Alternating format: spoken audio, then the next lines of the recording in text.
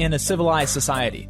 We would not accept being forced to listen to one side in an election and that side having our bank account in their hands. Which side are you on? Which side are you on?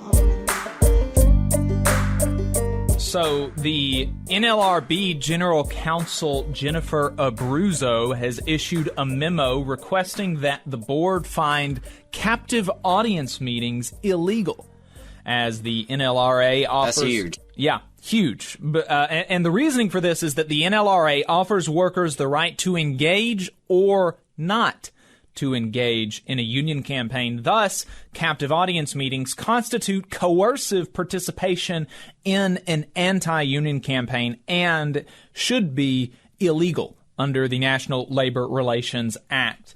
Adam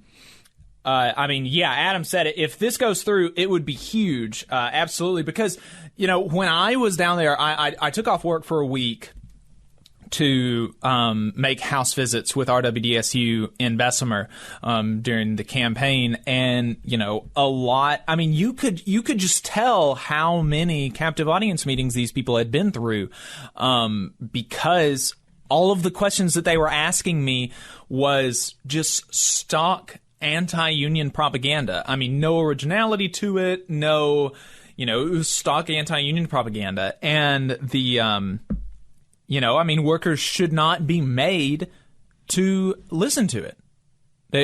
Employers should not be able to utilize their power over workers in the workplace to preach at them. To lie to them.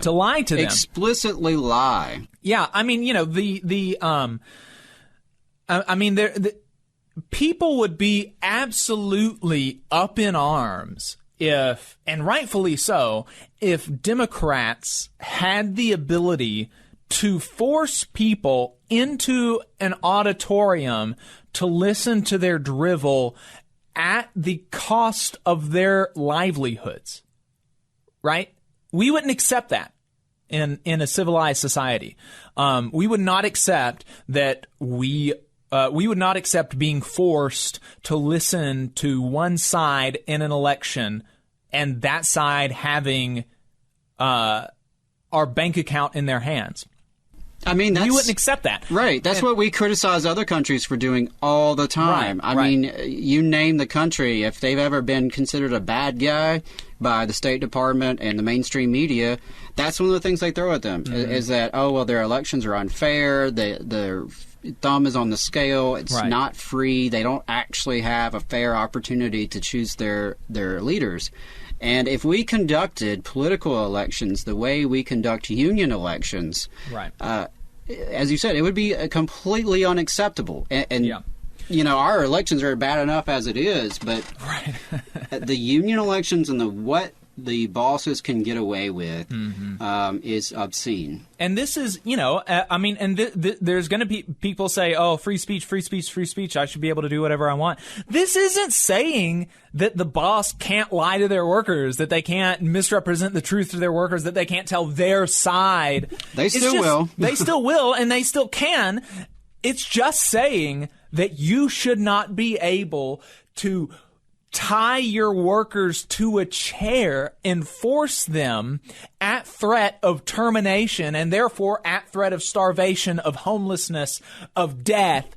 If somebody has a pre-existing health condition, you should not be able to force a person at the point of a gun to listen to your drivel. Union organizers can't do that. Pro-union employees can't do that. We have to talk to people that are willing to talk to us. If people don't want to talk to us, they don't have to. They don't have to listen. They can say, no, I'm not interested, and shut the door, and we'll go on our way. If we call them, they can just hang up the phone, and we'll go on our way. These captive audience meetings do not provide for the free choice of the worker to say no. The worker should have the freedom of expression, the freedom of choice, the freedom of association to say, I'm not interested. I'm not interested in this. I do not want to participate in your anti-union campaign. And that should be a freedom. That should be the freedom that we're concerned with protecting, not the freedom of the boss to coerce their employees. That is not a legitimate freedom. That's not a freedom that I'm interested in at all. I'm interested in the freedom of the workers to choose to organize themselves or to not organize themselves, or to organize themselves in the way in which they see fit. That's the freedom that I'm interested in pursuing, in protecting, not the freedom of the boss to coerce their employees. So this is going to be huge, but no doubt it's going to be challenged in the courts. And with this insane reactionary anti-worker pro-business court, I mean, I don't know. I'm almost worried that they're going to just try to throw out the whole NLRA, but we'll see. Yeah, I am concerned about that as well. But, we'll take the victories where we can. And I think we've said it on the show before, but I have to say Jennifer Abruzzo may be the best thing to come out of Joe Biden. So far. Sure. There's not a lot of good stuff coming out of that White House, but that's one where I'll give him the credit. You just saw a clip from the Valley Labor Report. We are live every Saturday morning from 9:30 a.m. till 12:30 p.m. And we pride ourselves on keeping all of our content free to everybody so that we can talk to as many working folks as possible. If you support the work that we're doing, you think that it's important, you think that it's good, then consider making a monthly contribution to the project. And you can do that on our website, tvlr.fm.